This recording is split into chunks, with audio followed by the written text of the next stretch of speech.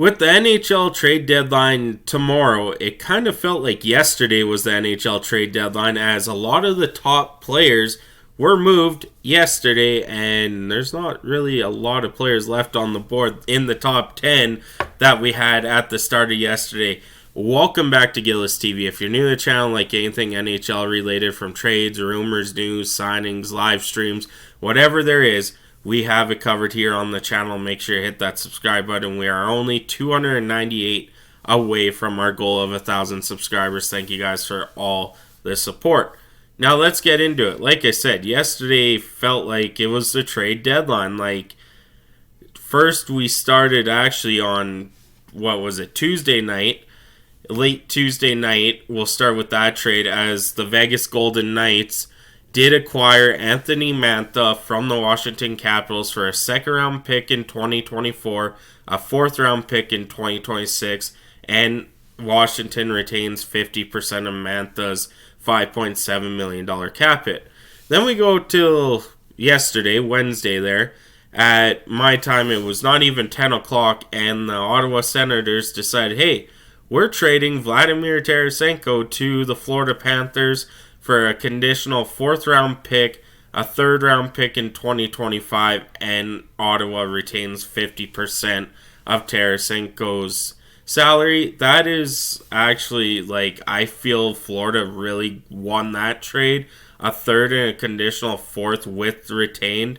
Florida absolutely won that one. Now, the one that,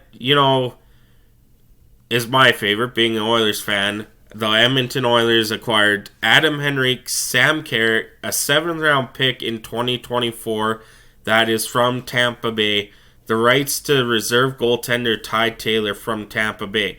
Anaheim in this deal, it's a three-way trade, gets Edmonton's first-round pick in 2024, a conditional 5th-round pick in 2025, which is Tampa Bay's, retains 50% of Adam Henrique's contract, which comes out to $2.9 million, just over that, and 50% of Sam Carrick's contract, which comes out to $425,000. And Tampa Bay gets a conditional 4th-round pick and retains 25% of Henrique's contract. That is a really good trade by Ken Holland and the Edmonton Oilers, getting two guys to bolster their lineup. Gave up picks, didn't have to give up prospects, didn't have to give up roster players. That's a good pick. Now, while I was live streaming that trade, the Colorado Avalanche said, hey, don't forget about us, as they acquired Sean Walker and a 5th-round pick in 2026 for Ryan Johansson and a 1st-round pick. After the acquisition of Ryan Johansson for the Philadelphia Flyers, they did put him on waivers. We'll see what happens today about that. Then Colorado said, hey, I'm not done yet. This is literally less than 20 minutes later. They acquired Casey Middlestat from the Buffalo Sabres, and no one really had Casey Middlestat available. He got traded, though, for Bowen Byram, which he does have some injury concerns, but like I said, Buffalo players, especially Dylan Cousins and Peyton Krebs, are happy to have him there. They are friends, and that's good to see. Now, later in the day, the New York Rangers announced they acquired Alex Wennberg. There is a third-party team in this. I heard it was Dallas. It does not say on here, so I'll have to double-check if Dallas actually got a pick to retain some salary. But Alex Wennberg was rumored for the last 3 days, was holding out of practices and held out of games, and he is going to the New York Rangers for a 2nd-round pick in 2024, a conditional 4th-round pick in 2025, and Seattle retained 50% of Wennberg's contract. Sorry, I got stuffed up here.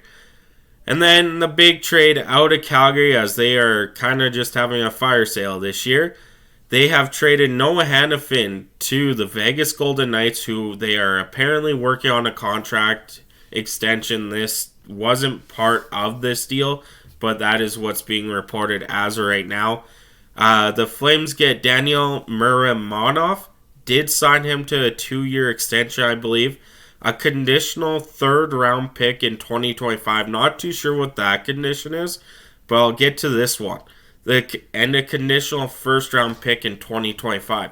That conditional first round draft pick in 2025, if Vegas uses that 2025 pick at all in the next 2 days, that turns to 2026. Yeah. I don't understand why Calgary wouldn't just say, give us your 2026, because that makes more sense than having a conditional one and we don't know which one we're getting until after the deadline. It just, that baffles me.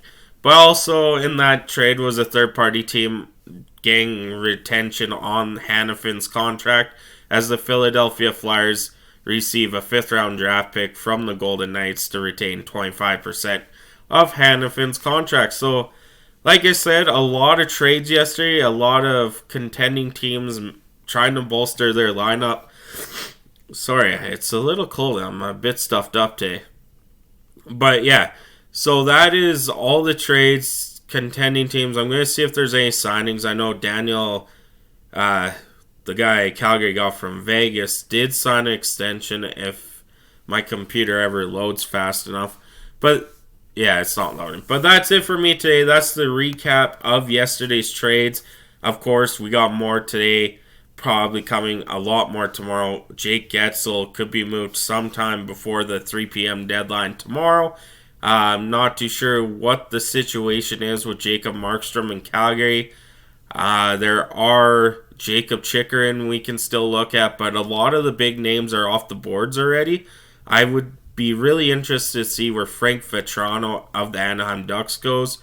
He has been having a really good season, and Jake DeBrusk, Boston, could be on his way out, possibly if they find the right fit. But that's it for me today. Thank you so much for tuning in. I'm Gillis TV. Have a good one.